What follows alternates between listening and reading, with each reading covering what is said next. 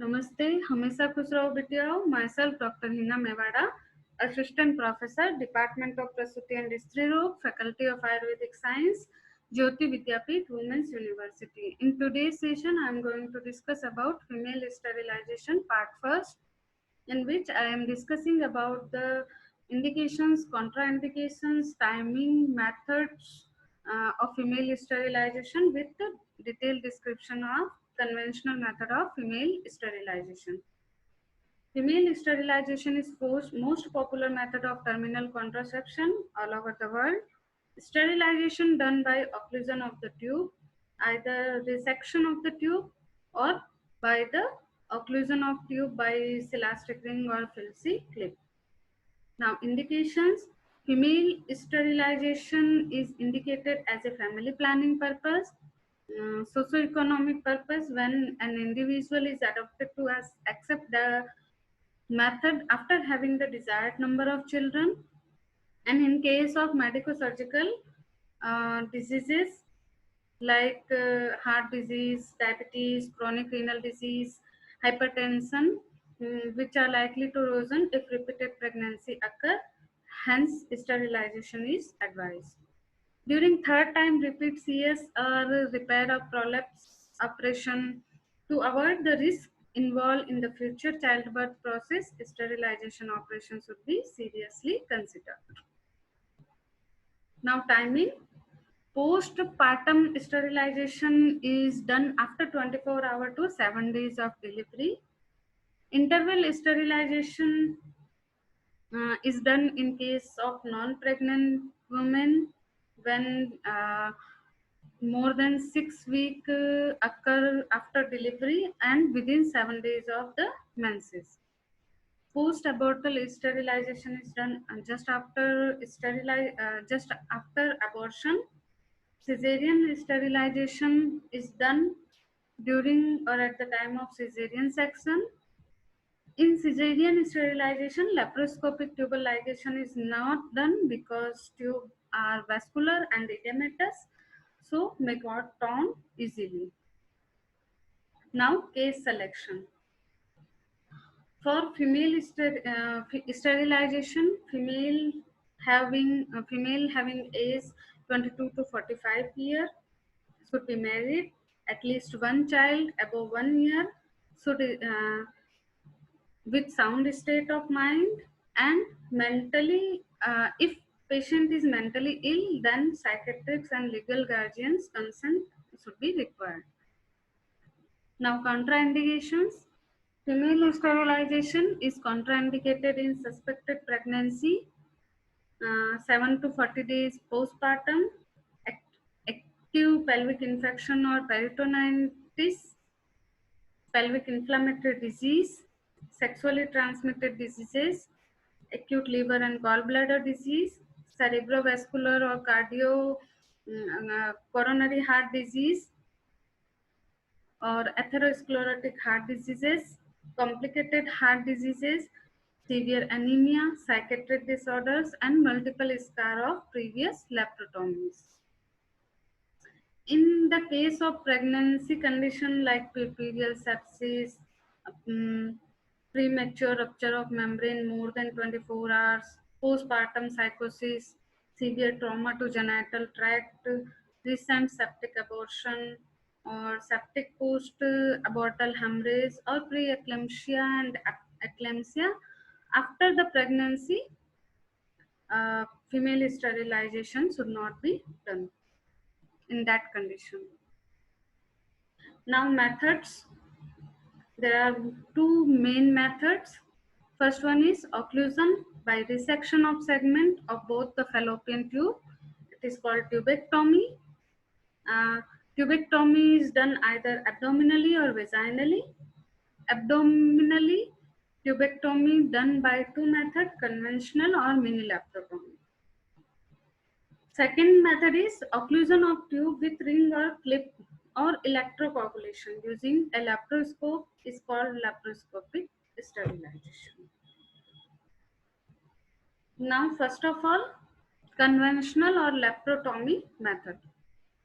First of all, empty stomach, void urine, General or spinal or local anesthesia should be given, which is common. Local anesthesia is most common.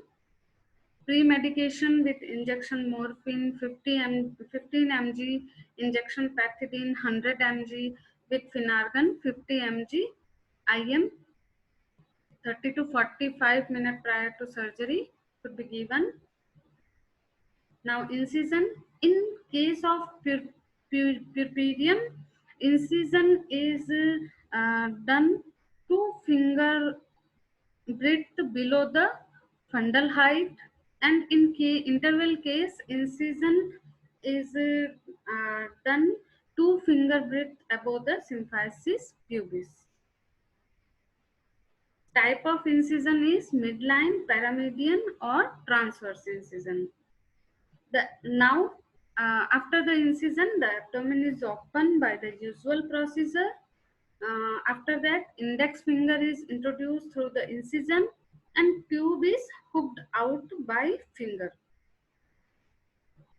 Now, different techniques are given by the different scientists, which is Pomeroy technique, Uchida technique, Irving technique, Medliner technique, Coriolis technique, and Parkland procedure. In Pomeroy's method or Pomeroy technique, a loop is made by holding the tube by an Babcock. After that, a needle thread with the number 0 chromic catgut is passed, and both the limbs of the tube are firmly tied together. About 1 to 1.5 centimeter of segment of the loop distal to the ligature is excised, leaving behind about 1.5 centimeter of intact tube adjacent to uterus. See in this diagram here, loop is made by the Babcock, consisting major part of isthmus and ampulla. After that, avascular mesosalpinx needle 0 chromic catgut is passed and tied firmly. After that, about 1 to 1.5 centimeter segment of loop is excised, and this is the final resection or segment of the tubes. Second method is Parkland procedure. It is very similar to the Pomeroy method. In Parkland procedure, Parkland procedure involves tying two non-absorbable ligature around the middle portion of the fallopian tube, and then cutting out the tubal segment between the two ligatures. See in this diagram here, two separate non-absorbable ligature are tying the tube, and after that middle portion of the tube is resected. Third method is Uchida method or Uchida technique. In this method, saline with epinephrine injection into subserosal area of the tube is given to create bleb. After that, medial stem buried in the mesosalpinx and lateral stem ligated kept outside mesosalpinx with persisting suture. Failure rate of Uchida technique is very low.